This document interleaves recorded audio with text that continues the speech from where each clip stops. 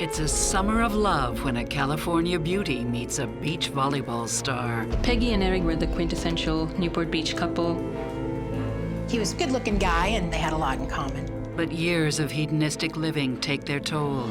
It's all about what you have and what you ostentatious, what you can show off. Are you really gonna turn your back on $1 million? There was some fraud going on in the process. Leaving this picture-perfect marriage dead in the water. They had been taking ecstasy. It definitely goes through your mind, you know, what happened out there. Love may be blind and marriage bliss, but divorce is murder.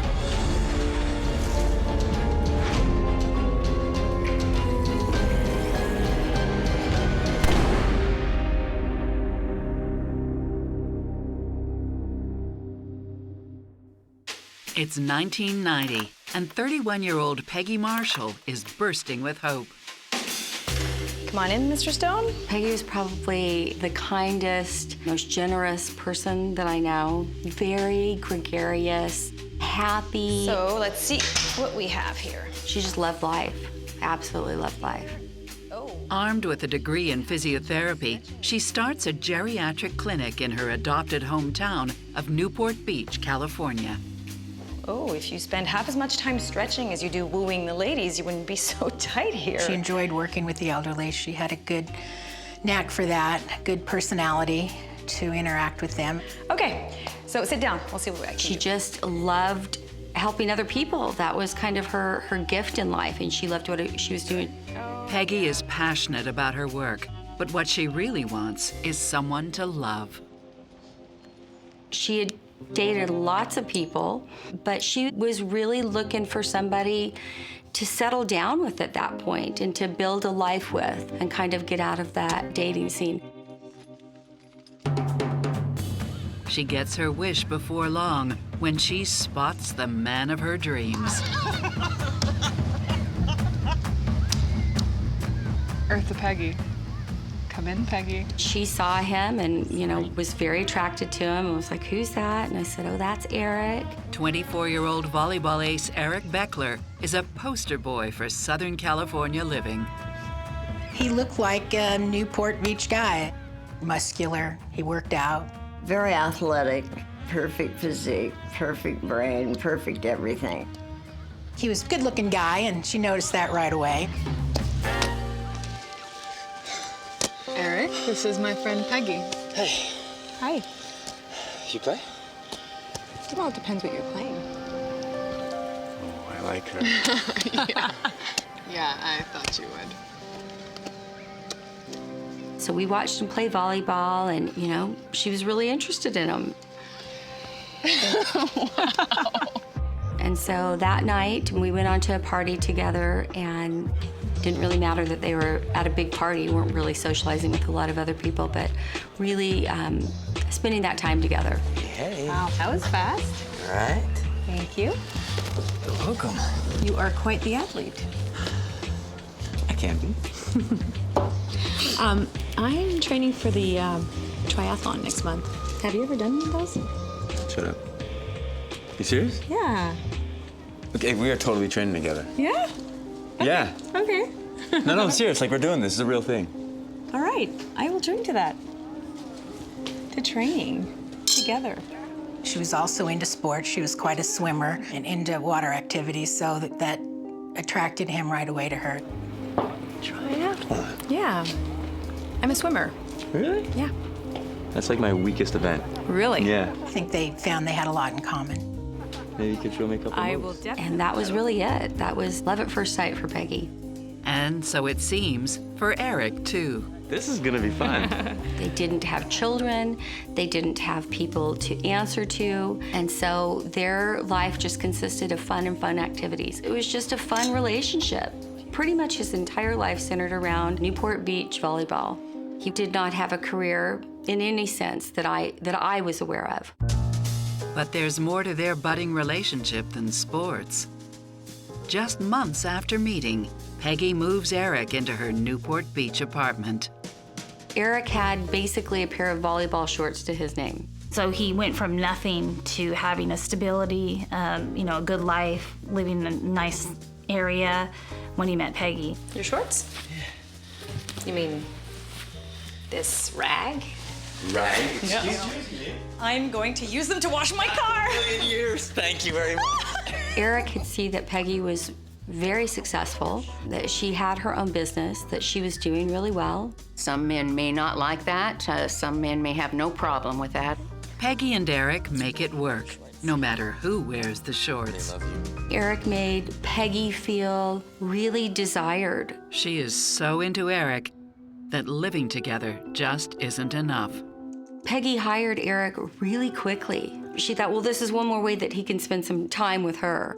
He did the books mostly and helped with little things around the company. Check it out. You just enter your revenues here and your expenses there. I knew there was more to you than just good looks.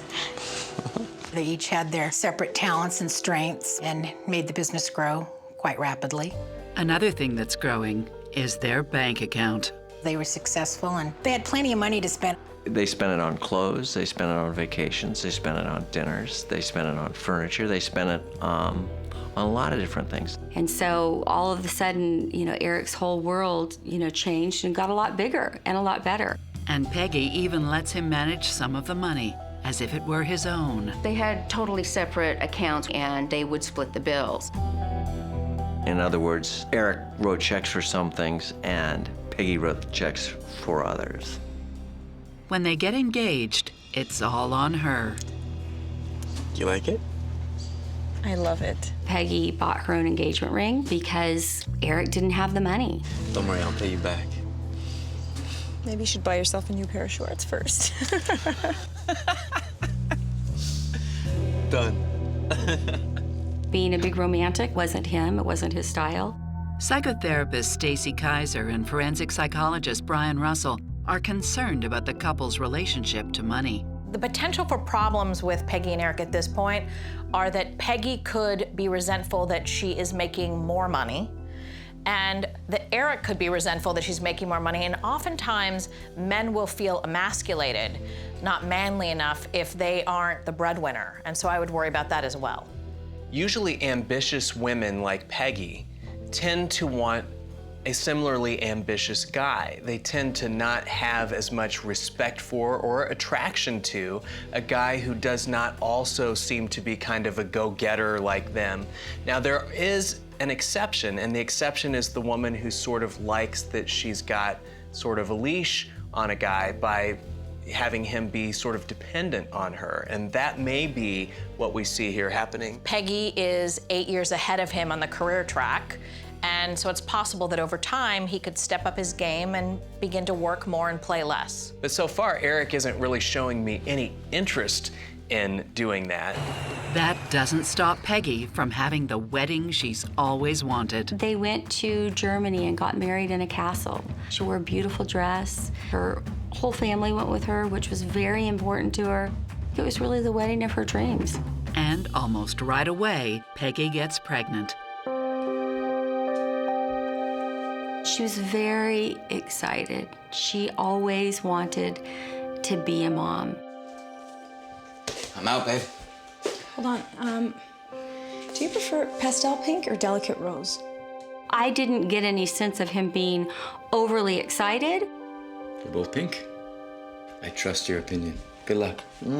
But that did not dampen Peggy's excitement at all.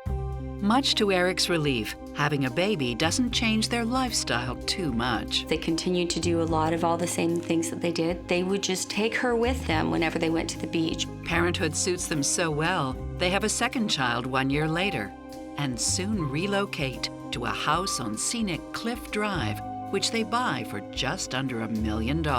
It overlooked all the bay, so they had a beautiful view. It was a gorgeous home. Peggy and Eric Bechler were the quintessential Newport Beach couple. They really led the life that everyone would want to lead. But it's not all as perfect as it seems.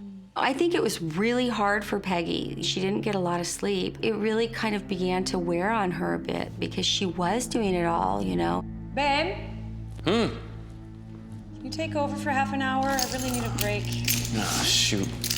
I'm on my way out, but I'll be home soon. Where are you going? Toby's waiting for me. I'll be back later. See you, buddy. See you. What time will you be back? I'll let you know. Your daddy can be quite the baby sometimes. She would be home, and Eric would leave and go play volleyball. I think that was quite a bit of an issue in their marriage.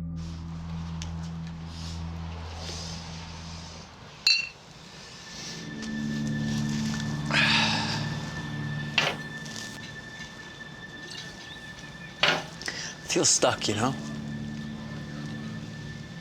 Like I'm in prison sometimes. He used to call her controlling and demanding. She was on my case, like, be home, do this, do that. I just wish it was like the way it was before. I feel you, man. I feel you. If you look on the other side, you know, she had children and a business running, and he wanted to go play with his friends. Controlling or not, What's this? what's certain is that Peggy's marriage to Eric I get to decide when we sell it. has hit rough waters. They both spent a great deal of money. This is my business. Sometimes a great offer is too hard to refuse.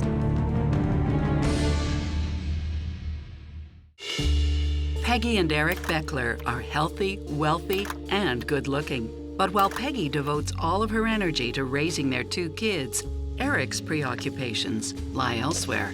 Hey, man. Awesome game, bro. Yeah. So, what's up? You going home, or? Yeah, Peggy's waiting for me. Eric was just a volleyball player. You know, that's what the life he had, and I think he wanted it back. Anyway, I'll give it right home. Juggling fatherhood with beach life becomes even harder when Peggy gives birth to their 3rd child. She wanted a large family. She came from an amazing family with brothers and sisters, and she wanted that for herself. Peggy's dream, however, comes at a price. 2 is a handful, and then 3 is almost impossible when they're all that little. I'm coming. Just a minute.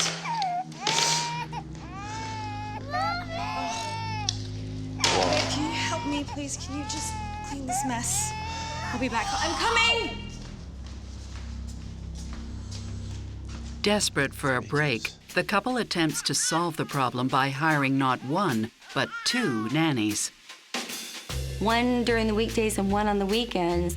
But the extra help at home is all the excuse Eric needs to go out even more. She did the cooking and the cleaning, and she went to work, and she brought home the money. And Eric is happy to spend it. He would leave and go down and play volleyball at the beach for hours, you know, and not come home for 6 hours. Cheers, brother. Cheers. She would call looking for him, and then he wouldn't answer the phone.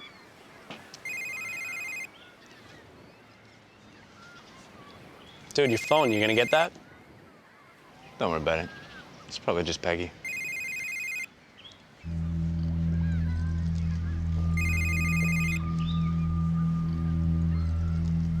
She would call me and say, you know, what's going on? You know, we have these beautiful children. Why doesn't he want to be here? Peggy wanted him to be home, to be a father, and he didn't really want to do that. Please leave a message. Hi, it's me. Esperanza can't take the kids tonight. Can you call me back, please? I don't know what to do. Like, now. Okay, bye. Overwhelmed at home, Peggy turns to her other employees for help. Hey, Rachel, how would you like tomorrow morning off in exchange for babysitting my kids tonight? Her employees also would take their laundry to the laundromat, or to the cleaners, something like that. Forget it. Never mind. I'll find another solution. It's a lifestyle that has a high price tag attached. They had, at the time, 2 nannies. They had 3 kids, and they had Porsches, and they lived on a beautiful home in Newport Beach, and I can only imagine what the cost of all of that might be. It's all about Newport Beach, what you have and ostentatious, what you can show off, and very few people can maintain that. Hey, hey. What's this?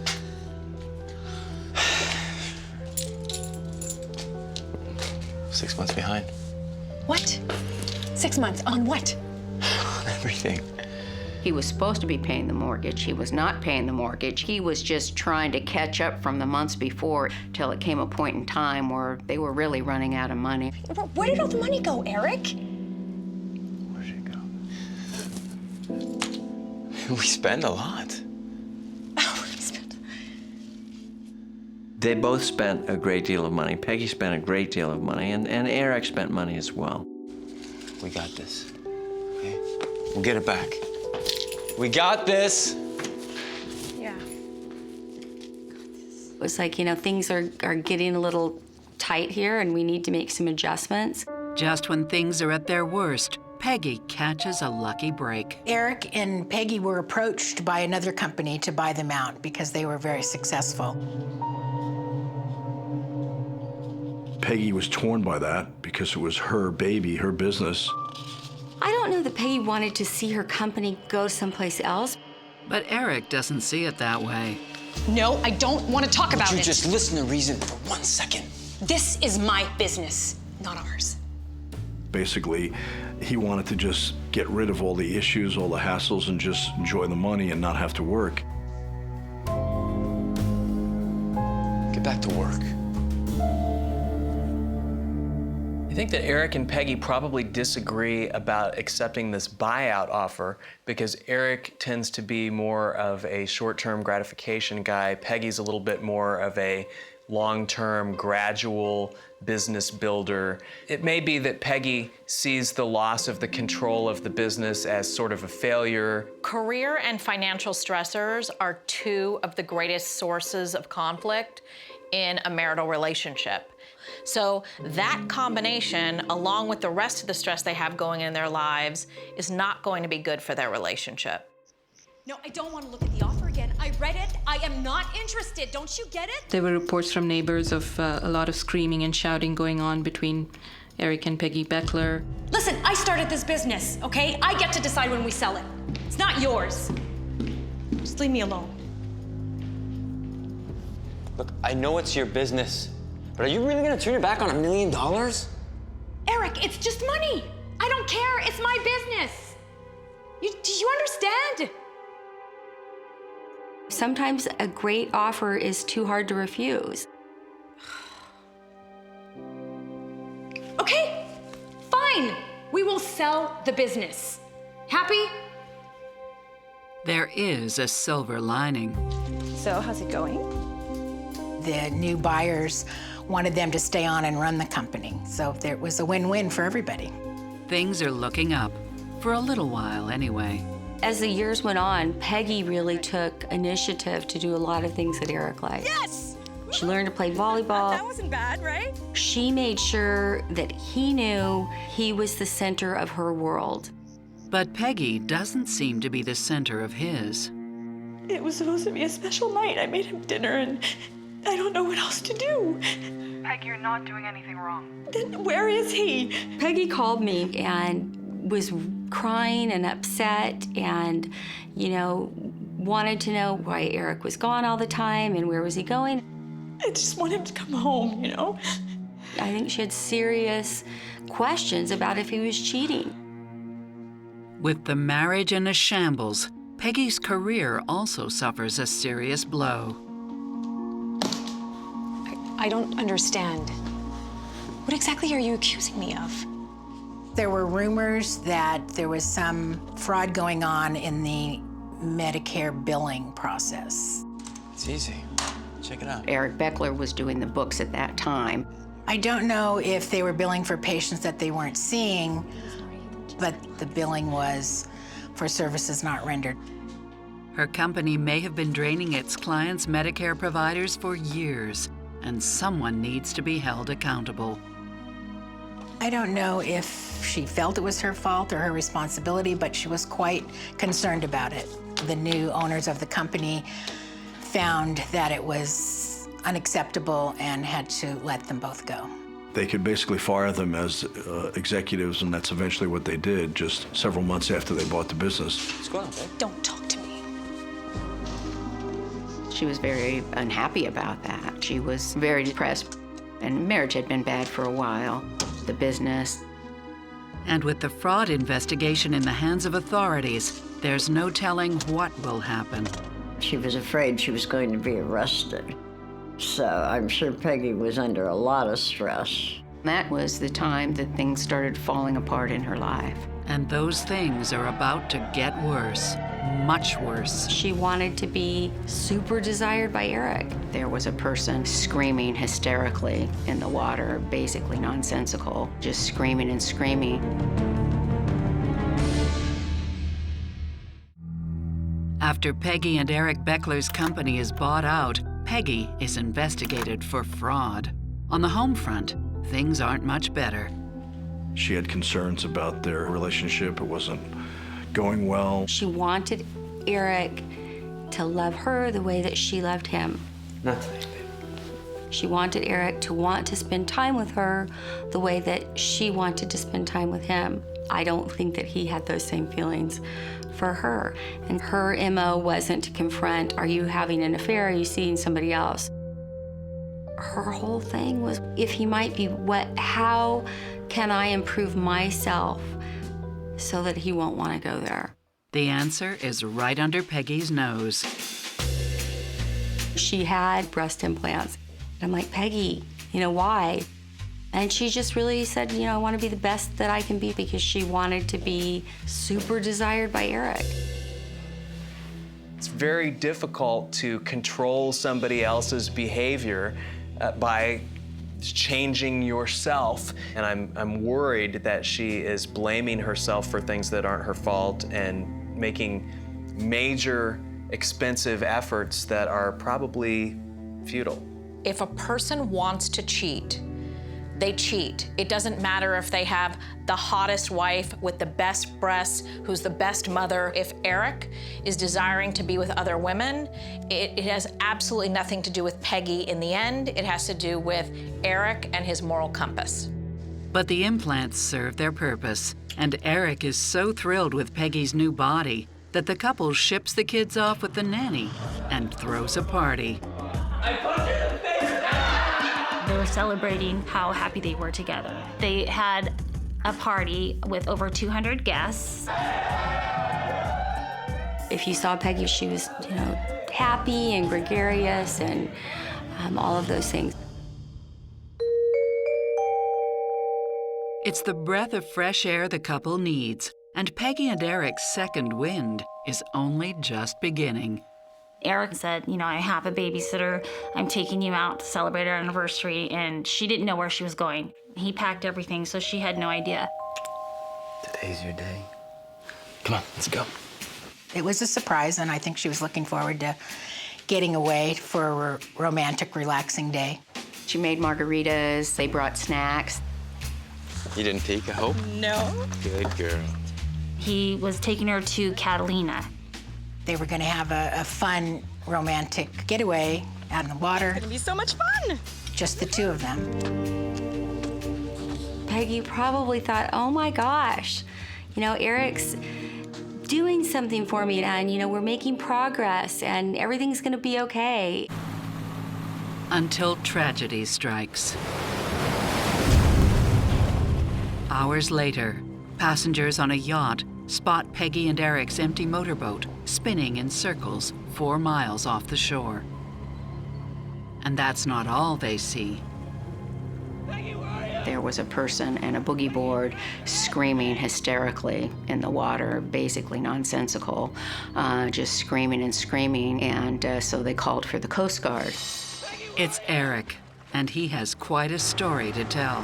While they were out in the boat, he said they had drank margaritas. We had a couple of drinks. We had sex twice.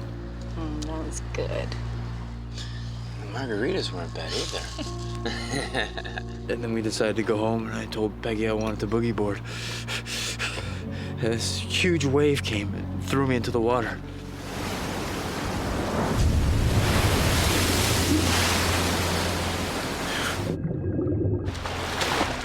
When I came to the surface, I couldn't see Peggy in the boat anymore. I figured she just got knocked into the water also.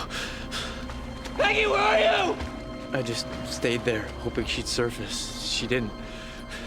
The boat was just going off on its own. I just kept shouting out her name, but I didn't hear anything. I couldn't just leave her. So I stayed there. Peggy! An hour and a half waiting. That's when the boat showed up. The news hits Peggy's friends and family hard. Okay, I'll call you back. A friend of mine called me very early and said, Glenda, have you read the newspaper? And I said, no. And she said, Peggy's missing. And there was an article in the paper that said that, you know, Peggy was missing and fallen off a boat. There is hope. The Coast Guard did an extensive search, and they had aircraft, they had seacraft that did a complex search of the area. They were able to use submarines to look for her, and her family was also out in boats looking for her, and they couldn't find her. We kept up the hope, you know, she's gonna make it.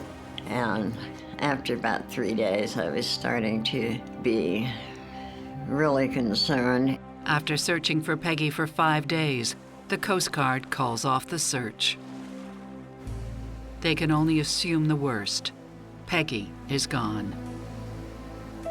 With no body to bury, a memorial is held a few days later. Soon after, Peggy's parents take the kids in. The search may be over, but the investigation is not. Something about Eric's story doesn't ring true. The ocean was not choppy on that date. The ocean was very calm, in fact. She was such a strong swimmer, and I thought there was no way that Peggy could have drowned. Absolutely no way. So based on that, they contacted the Sheriff's Department's Homicide Division, and then we started looking into the incident. It's like I told the Coast Guard, that wave must have just knocked her off, you know? And now my kids, we're all alone without her.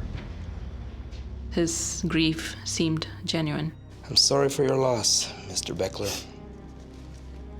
Really, I am. He was saying all the right things, but it didn't make sense that his wife would disappear in the water. It was a very calm day. Police interview Eric's best friend, Toby Baker, who confirms that Eric and Peggy were happy for the first time in years. His statement to us was that he wasn't aware of any issues in their marriage. They were happily married, and he was shocked by this whole situation. At the same time, a theory begins floating around Newport Beach that Peggy faked her own death. The rumor was that she was afraid she was going to go to federal prison for fraud and is living somewhere in the Caribbean, having nice drinks or something. We had not found a body, and so that did leave it open for them to say that maybe she was not dead. So, is Peggy on the run? The investigation was serious, and the consequences could have been very severe. She disappeared and went to Europe. While under investigation for fraud, Pegye Bechler goes missing. Is she on the lam, or did she drown in the Pacific? Without a body or any leads, the case goes cold. I had no idea what happened to Peggy. Absolutely none. Embarrassing her family would be awful to Peggy. People may go to prison for 10 or 15 years for the nature of the fraud that was involved. The investigation was serious, and the consequences could have been very severe because Peggy really ran the business. The focus of the investigation was directed towards her. Who knows, Peggy might have just swam ashore and is living a happy life somewhere else. Meanwhile, Eric continues to grieve. Peggy was considered missing at sea, and Eric was a distraught husband who lost his wife. I just couldn't even imagine going through that. Within months, money is running out, and Eric decides to reinvent himself as a website designer. Eric started an internet business, and he went to a trade show to promote his services, his company. He needed a model to attract attention to his booth, so he asked a photographer friend of his to send a gal. Enter model and part-time actress Tina New. I was hired to work at a trade show for him, and he was really, really nice, real respectful. Tina's a natural performer. She had some walk-on parts with a few different TV shows. She did a lot of modeling. And consequently, that's how Tina ended up there. Oh, look at him, he's so cute. Yeah, that's my youngest. Good character, that one. Their mother must be really beautiful. She was. She definitely was. She passed away this summer. So. Oh, no. I'm so sorry. Thanks. He told me that his wife had died in a tragic boat accident 3 months before, and so I automatically felt sorry for him. It's a nice restaurant by the pier. You hungry? Yeah, okay, let's go. Great. Somewhere out. Eric is a welcome change for Tina. Thanks. She had been involved in some in the past, dysfunctional relationships involving drugs and alcohol. Eric Bechler was a breath of fresh air for her because he was a good guy. But is Tina the right girl for Eric? Tina New did have a past. She was convicted of a fraud, and she did have some past run-ins with the law. When I met Eric, I had just started using drugs, and I took myself into a detox place and I said, I need to go get help. You know, I'm gonna fix my life. And my car's in the shop because I got in a car accident. My electricity is shut off. My pager goes off, and it's this job to work for Eric. So he was just my hero. And, you know, he and I were together from that point on. Like in a symphony. If you forget what you're doing, you just... He took her on cruises, they wined and dined. I think their happiness was very evident to the community and to their closest friends. What's also evident is how quickly Eric is moving on. I think that was a bit of a puzzle as to how someone who had just lost his wife less than 3 months ago could be so happy again. People have different ways that they deal with their grief, and each individual has to answer for the manner in which they deal with these traumatic events. So just gray hairs? Yeah. The fact that Eric is willing to move on so quickly suggests to me a pretty profound selfishness. Is awfully quick for a husband who supposedly was happy with the marriage as it was when Peggy disappeared. I look at Eric and Tina's relationship and I see that Tina is a mess and doesn't have her life in order, and Eric is a mess and doesn't have his life in order. So to me, it's just two messes making an even bigger mess. I think that neither Eric nor Tina is really in a good place to even know if they can build a solid foundation for a long-term relationship at this point. Indeed, this foundation is anything but solid. Eric's new business bites the dust after just a year, and so do his finances. The phone would ring off the hook with bill collector after bill collector all day long, day and night. Eric was also involved in the stock market and wasn't doing very well.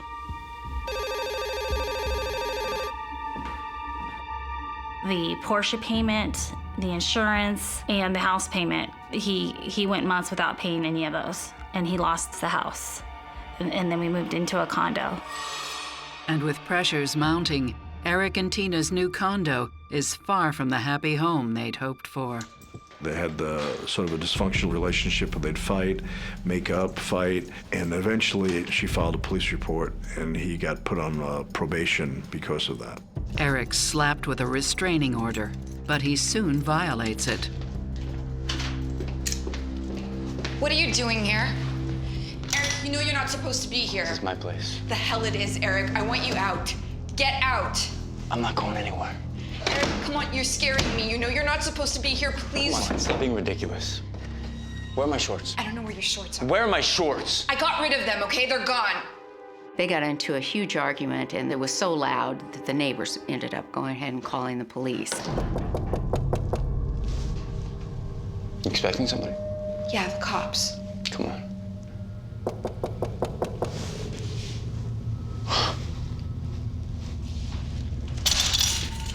You watch yourself, bitch. He did not want to be caught there because of the restraining orders, so he took off. Hi, detective. Come on in. Early on, I had given Tina a business card. Okay, look, I've got something to tell you about Eric. Something nobody else knows. And that's when we started really working with Tina. Okay, so this is what happened. We were out clubbing one night, and Eric's buddy brought over some ex. And when we got home, we were both still really high, and I turned to Eric, like out of the blue, like something hit me, and I said, "You killed her." Why would you say that? I know. I think a part of me has always known. To this day, I don't know why I said what I said, because I said, oh my God, you hit her over the head.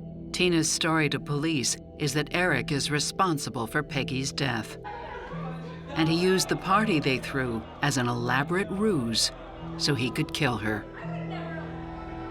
He planned this big party 2 days before so everybody could see how happy they were and how good they were getting along. He and Peggy were out taking the boating trip on their anniversary, and they had a couple of drinks, and they had sex a couple of times. And moments later, Eric sneaks up to her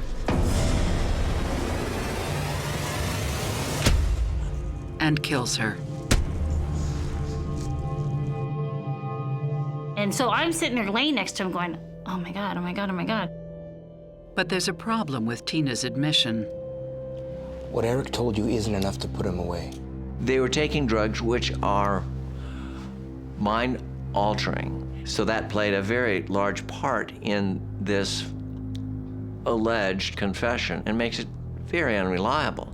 Since it's all hearsay, Detective Murphy needs more from Tina than Eric's drug-addled confession. Listen to me. I need you to help us. Peggy needs you. Tina agreed to be an informant for the sheriff's department. But nobody's prepared for what Tina's about to find out. How do I know you're not going to hurt me? He thought that would excite her.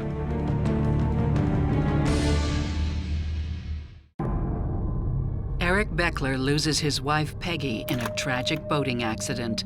But 2 years later, his new girlfriend Tina points the finger at him. Did Eric really do it? Or is Tina just setting him up for a fall? Police aren't sure what to think, except this isn't the first time someone's accused Eric. His best friend Toby Baker has quite a story of his own. It seems Eric made a startling revelation just 4 months before Peggy's disappearance. Thinking about getting rid of Peggy. You mean like divorcing her? That's not what I mean. Like killing her, dropping her body in the ocean. You're joking, right? Dude, you're not serious, are you? And that's when his friend just said, don't even want to hear that. Months later, he contacted our office with his lawyer, and he wanted to amend his statement. He was concerned about possibly facing criminal charges because he wasn't cooperating on an investigation. At the same time, police dismissed the idea Peggy faked her own death to evade fraud charges. I don't think there was any merit to this fraud investigation. I think at most it would have involved a fine, so there was nothing to run away from. With both Toby and Tina coming forward, Detective Murphy might have a case. Would you say yes to wearing a wire? You mean like in the movies? Tina agrees to meet Eric once more, only this time she's playing for keeps. You need to tell me more about Peggy. Like what? What do you want to know? I don't know, just stuff, you know? It's important. We were monitoring the statements in a vehicle in the parking lot of the restaurant. At the same time we're hearing them real time, we're recording them. It's important to me, if you want to be with me, that I know what happened between you two. All right. Ask away. What happened that night? divorcing her would have been easier. Easier, yes. Maybe. Better? No. He says if we got divorced, she would get the money, and that wasn't an option for me. You okay? Yeah, it's just hot in here. She was concerned through the whole meal that a wire was going to show or he was going to see something. And then she asked him, So who's to say that I won't be next? There won't be a next time. I swear. And he said, Tina, I promise I will never do anything like that ever again, is what he said. Ever again is tantamount to a confession. And that's when the cops know they have their man. we knew that the DA would file charges based on that. Okay. So a toast to us. But arresting Eric is easier said than done. The plan was I was supposed to drop off Eric, but the problem is, since I was drinking, Eric says, "You've been drinking, let me drive," and he takes my car keys and he takes control of the car.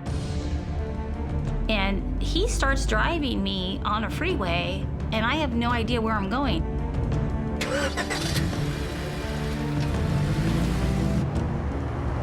And I'm thinking, I am dead. So I start listing the streets on the freeway. I'm like, why are you going here? Why are you on Valley View Boulevard? Eric, pull over. It's my car. I can drive myself home. What the heck is wrong with you? You want to be with me? Then get out of the stupid-ass car. Okay, okay. He pulls over and he gets out.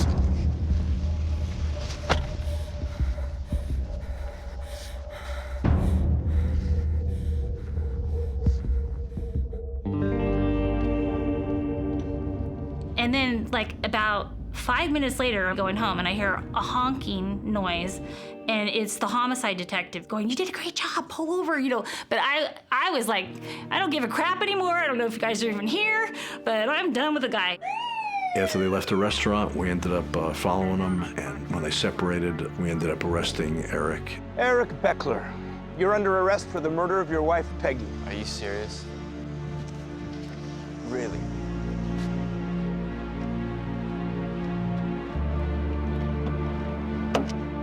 When the case goes to trial nearly 3 years after Peggy's disappearance, Eric pleads not guilty. One of the most unique aspects of the case was that there was not a shred of physical evidence. There was no blood on the boat. It would be extremely difficult to completely sanitize a boat on the high seas after an attack as described by Tina. Then they searched the boat from stem to stern. The defense argues that Eric made up his confession to Tina. There won't be a next time. Eric Bechler didn't deny that he had told her that. I swear. His story was that, he was just trying to be a bad boy because he thought that would excite her. But even without Peggy's body, the circumstantial evidence is overwhelming. I did. I hit her over the head with a dumbbell. Threw her overboard. With 70 pounds of weight.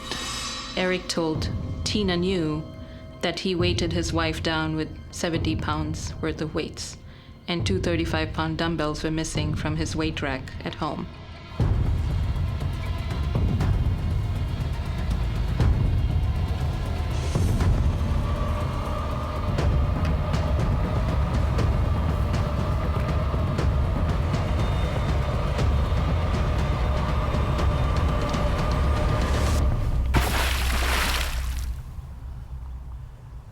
And this was not in the area that the Harbor Patrol was looking. It was 8 to 12 miles out to sea. Meaning the Coast Guard search never stood a chance. It's a big ocean out there. And then he drove back into the mouth of the harbor, 4 miles out, and that's where he set up the boating incident. And that's when he jumped off the boat and waited for someone to come. Eric's motivation is as simple and as old as the color green. Eric and Peggy had $2 million life insurance for each of them, and also they had some insurance on the children. A month and a half before the boating incident, Peggy wanted to change the beneficiary to her children and take Eric off them. No, he should no longer be listed as a beneficiary. Hey, babe. Yeah, Glenda, okay. 9 o'clock tomorrow. Okay, bye. What you up to? Just talking to Glenda. That kind of tells you what's going on in her mind about her trust of Eric Bechler, and he did not know that at the time of her death. But the prosecution's most valuable asset is Tina. I said to them, no matter what I've done personally, before or after, has nothing to do with the fact that he killed his wife. On February 1st, 2001, Eric Bechler is found guilty of first-degree murder and sentenced to life without parole. Based on what the prosecution presented as evidence, they did prove beyond a reasonable doubt that he did it. He never seemed all that attached to Peggy. He certainly did not seem attached or interested in his kids. And it is that lack of attachment that enabled him to go and kill her because he doesn't have a regard for her. The extreme escalation of that self-centered hedonism that we saw in Eric back when he met Peggy is the kind of self-centered hedonism that can make a murderer. Eric's sentence is a mixed blessing. Certainly there was that feeling of relief and being ecstatic, but there's also this devastating feeling, that makes it so final and so real. I believe that based on his sentence, he's likely to die in prison. I know my son, and he's not capable of doing a crime like that. He's not that type of person. It definitely goes through your mind, what happened out there. Only one of them is here to tell the story. Although Eric's conviction is justice to some, Peggy's body remains in its watery grave. She's not coming back. I don't have a best friend. Peggy's mom doesn't have her daughter. And so it's sad.